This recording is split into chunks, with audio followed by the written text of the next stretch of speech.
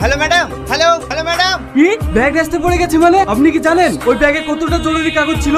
Sorry sir, আমি বুঝতে পারিনি কোথায় পড়েছে। হাট রাবি, আমি আপনার কোনো কথা শুনতে চাই না। আপনি যদি এমার্জেন্সি ব্যাগটা খুঁজে না পান তাহলে আপনাকে আমি কাজ থেকে বার করে দেবো। এমন বলবেন না স্যার, আমি যা করে হোক ব্যাগটা খুঁজে বের করব।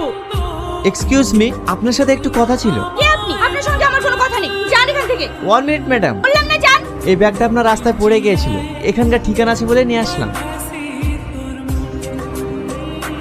ছেলেটার সাথে এমন ব্যবহার করে তোমার ঠিক হলো? যে তোমাকে বিপদ থেকে বাঁচালো তার সাথে তুমি এমন ব্যবহার করলে? ছেলেটি সত্যিই ভালো, আজকাল এমন মানুষ খুব কম দেখা যায়। Hello hello mister.